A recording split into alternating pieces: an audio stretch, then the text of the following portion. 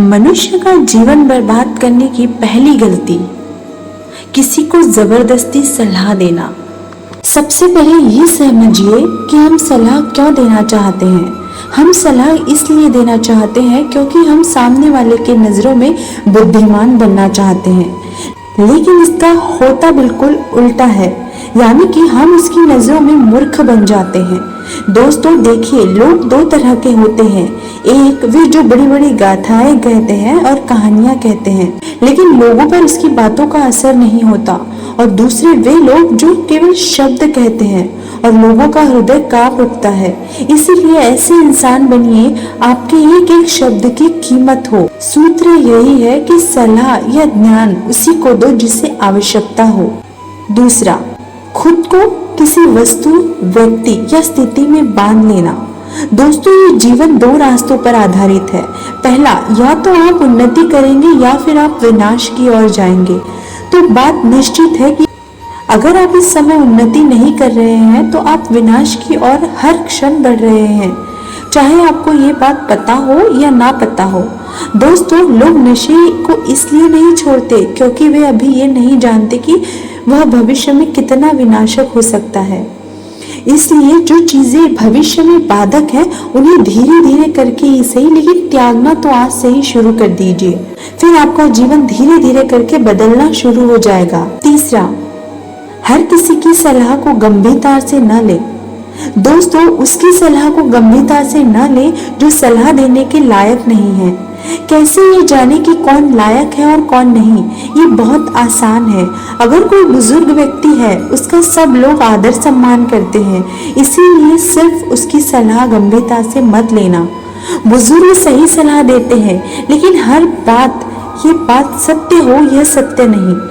दोस्तों, अगर आप रसोइया बनना चाहते हैं और सलाह लेते हैं किसी गायक से, तो हो सकता है कि गायक आपको सलाह भी दे दे, लेकिन आपका खाना उस स्तर का नहीं बनेगा जिस स्तर का आप बनाना चाहते हैं। हर साल अपने अनुभव की कसौटी पर खरा उतारे, बिना अनुभव करे किसी निष्कर्ष पर न पहुंचे। इसीलिए हर किसी की सलाह को गंभीरता से न ले। चौथा, अपनी माँ का अपमान न तो खुद करे और न किसी को करने दे। यदि इस पूरे संसार में कोई तुम्हें निस्वार्थ भाव से प्रेम करता है तो वह है तुम्हारी माँ।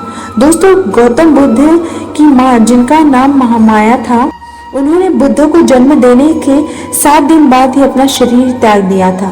उसके बाद बुद्ध की मौसी, जिनका नाम रानी प्रजापति था, उन्होंने ही बुद्ध को पाला था। गौतम बुद्ध ने अपनी शिक्षाओं में सांसारियों को सलाह अक्सर दी है कि वे अपनी माँ से प्रेम करें, उसका ख्याल रखें और अपनी माँ का अपमान ना तो खुद करें और ना किसी को करने दें।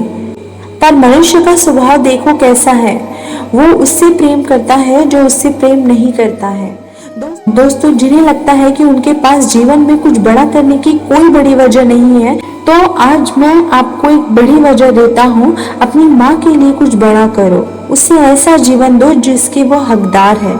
5वां, दूसरे के बारे में सोचते रहना। अगर आप ध्यान से अवलोकन करेंगे तो आप पाएंगे कि आप पूरे दिन दूसरों के ही बारे में सोचते रहते हैं और फिर अंत में आपके हाथ में लगता है सिर्फ दुख। इसीलिए स्वार्थी बन जाओ, खुद से प्रेम करो, लेकिन एक बात याद रखना कि खुद से प्रेम करने का अर्थ या स्वार्थी बनने का अर्थ ये नहीं होता।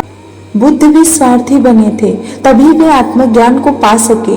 जब उन्हें खुद की आवश्यकता थी तब उन्होंने अपने पिता, पुत्र, पत्नी और राज्य के किसी के बारे में नहीं सोचा और सिर्फ अपने बारे में ही सोचा और सब कुछ छोड़कर वे वन में चले गए।